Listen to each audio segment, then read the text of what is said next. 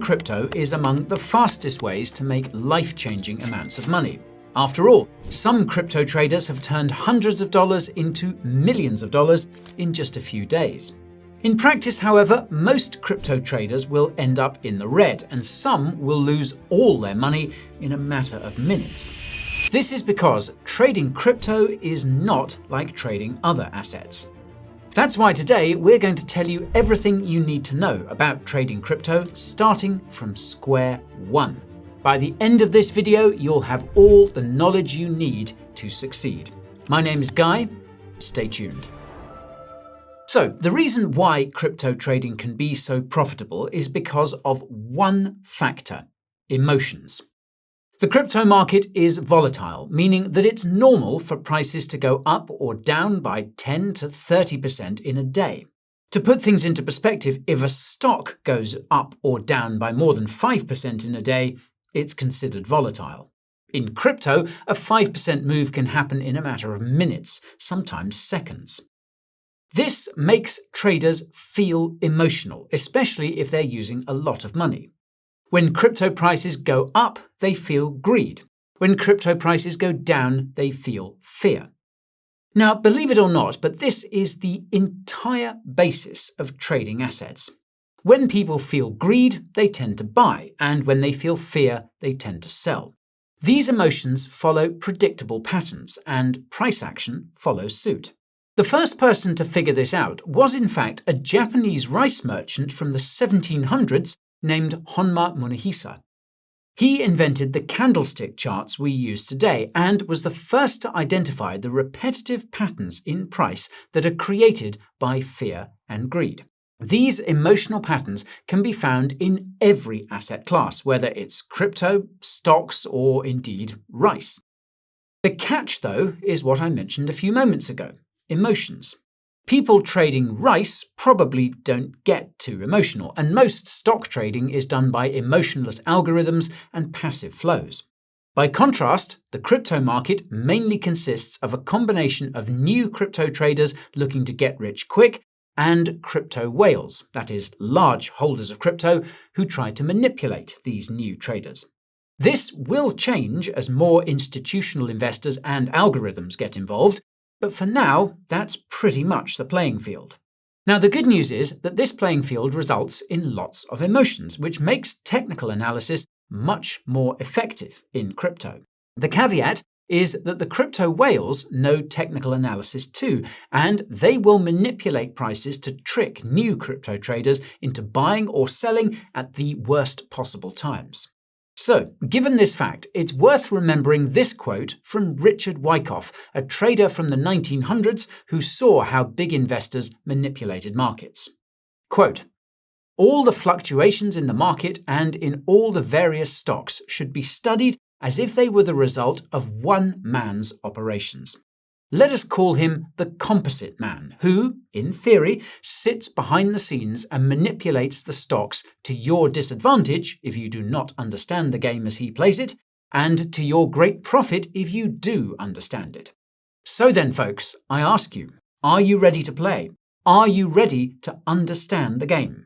If so, then smash that like button to let us know, and subscribe to the channel and ping that notification bell so you don't miss the next video. Okay, so with all of that in mind, let's start with the basics. Before you do anything, you need to look at the price of BTC, the native cryptocurrency coin of the Bitcoin blockchain. This is because BTC leads the rest of the crypto market. BTC needs to be rallying or gradually rising for most other cryptos to rally. If BTC is crashing, it doesn't matter how bullish the other cryptos look, chances are they will fall along with BTC. Now, of course, the best way to check BTC's price is to use a crypto exchange. For the purposes of this video, we'll be using 2bit, and that's because we have a crazy trading fee discount of up to 50% and up to $100,000 in sign-up bonuses on offer there. This deal is completely free, by the way, but it probably won't be around for long. So all you need to do to claim it is to click the 2bit link in the description or scan this QR code here. It'll take you to a page that looks like this. All you need there is your email to sign up. No additional info required. It literally takes 15 seconds, so do check it out. Don't worry, I'll be waiting for you here.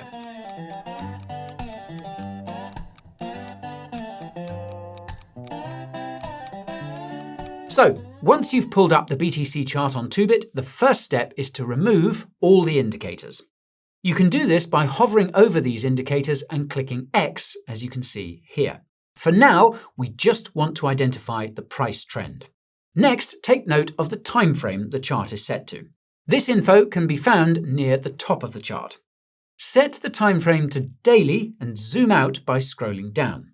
Now, obviously, each candle you see on the chart represents a day. Red candle means prices went down that day, and green candle means prices went up that day. With this in mind, it should be super easy to tell if BTC's price has been trending higher over the last few days or trending lower over the last few days.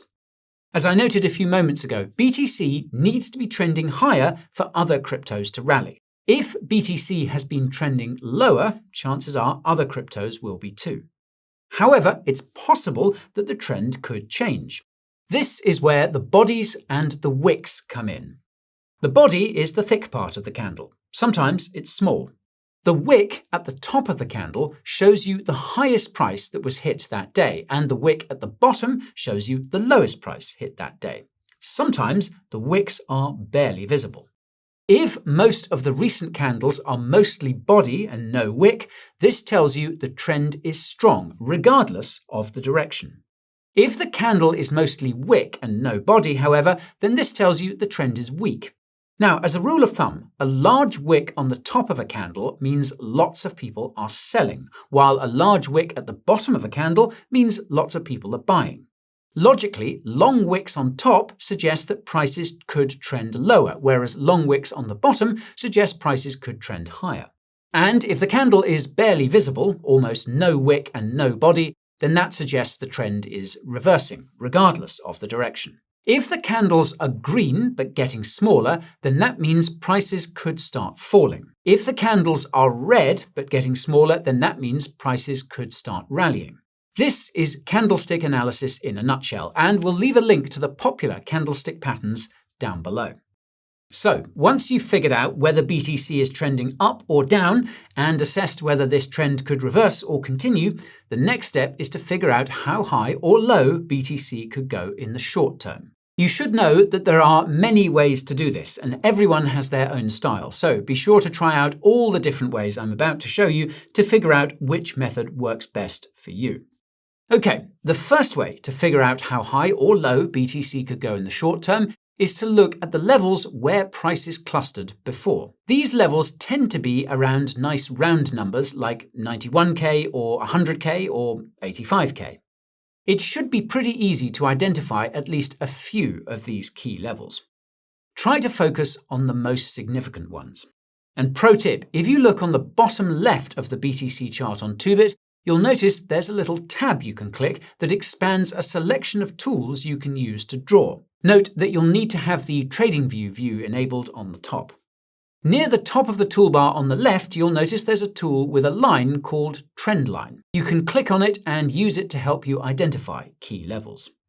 If the key level is above the current price, then it's called resistance, and if the key level is below the current price, then it's called support. As you learn, you'll notice that BTC will chop between these key levels, sometimes for prolonged periods.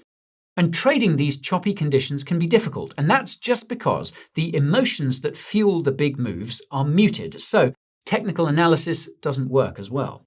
Another important thing to note is that when BTC breaks above or below a key level, it's common for it to retest that level before continuing the trend. For example, suppose BTC is below a key level of 95k. That means 95k is resistance. If BTC's price breaks above this key level, chances are that it will fall back to 95k before rallying higher, assuming the trend has flipped bullish according to the candlestick analysis. The same is true if BTC is falling. Suppose BTC is above a key level of 100k. This means 100k is support. If BTC's price breaks below this key level, chances are it will rally back to 100k before falling more, assuming the trend has flipped bearish according to the candlestick analysis. In other words, BTC doesn't go up only or down only.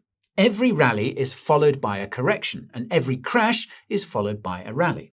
Now, figuring out exactly how high or low BTC could go can be done by looking at the difference between key levels. For instance, suppose BTC was chopping between 95k and 100k and has now broken above 100k. All you need to do is take the price difference between these two levels and add it to the resistance level. That means adding 5k to 100k. That gives us a target of 105k for BTC. And the same is true if BTC breaks below 95k after chopping between 95 and 100k.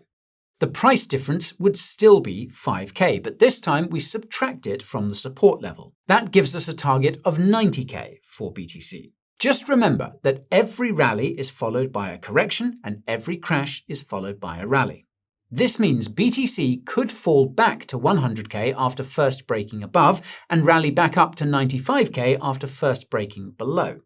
If that 100k level holds as a new level of support, then BTC will likely bounce and hit that 105k target. On the flip side, if that 95k level holds as a new zone of resistance, then BTC will likely get rejected and fall to that 90k target. This is something that most crypto traders tend to forget, and it's why so many lose money. Another thing that they forget is that crypto whales can see these levels too. They know that other traders will be looking at these key levels, particularly new traders. The result is that they will try and manipulate BTC so that its price rallies higher or falls lower than traders expect.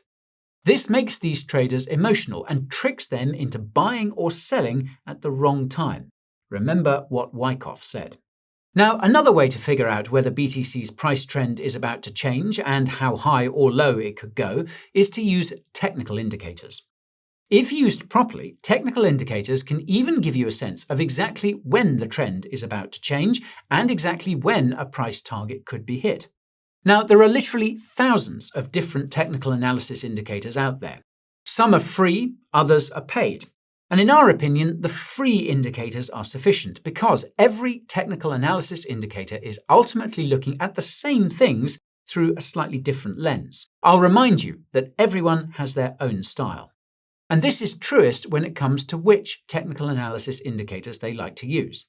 On Tubit, you can find a bunch of free technical analysis indicators up near where you select the time frame. Clicking on the technical indicator ticker will open up a long list of indicators. Now, we don't have time to go through all of these here, but we reckon you don't need all of them either. The first three indicators you need to know are volume, the RSI, and the MACD, which you can search for manually. Now, the volume is super straightforward. It just shows you how much trading volume is inside the time frame of the candle, in this case, 1 day. If trading volume is slowly rising, this means the trend is strengthening, regardless of the direction. Don't worry too much about the color of the trading volume bars. As for the RSI, it stands for Relative Strength Index, and it's a super easy way of figuring out whether a crypto is overbought or oversold. If the RSI is high, then it means BTC is overbought, and that means it could start crashing soon. On the flip side, if the RSI is low, then this means BTC is oversold, and that means it could start rallying soon. Most of the time, the RSI is somewhere in the middle. As for the MACD, it stands for Moving Average Convergence Divergence. It sounds complex, but it's actually super simple. When the bars are green, the price trend is positive. When the bars are red, the price trend is negative. When the two lines cross, that means the price trend is about to change. Simple as. Another two technical indicators you need to know about are the moving average and the Bollinger Bands. As the term suggests, the moving average tells you the average price of BTC over a given period. Unfortunately, you need to manually add the moving averages. Thankfully, though, this is fairly easy to do. First, search for the moving average from the indicator selection and select it twice. In the top left, you should see both moving average indicators appear, set to some default time frame like 9. Hover over each indicator and manually select 50 for one moving average and 200 for the other moving average, as you can see here. Now, the reason why we're using the 50 and 200 periods is essentially because these are the most significant, mainly on the daily. The 50-day moving average is a strong zone of resistance when BTC is below it, and it's a strong zone of support when BTC is above it. Same idea for the 200-day moving average. In this sense, you can think of the 50-day and 200-day moving averages as being hidden key levels for BTC. The difference is that these two moving averages also show you BTC's trend. When the 50-day moving average crosses the 200-day moving average from below, this is called a golden cross, and it suggests that BTC is entering a long-term uptrend. When the 50-day moving average crosses the 200-day moving average from above, this is called a death cross, and it suggests BTC is entering a long-term downtrend. When it comes to shorter-term trend changes, this is where the Bollinger Bands come in handy.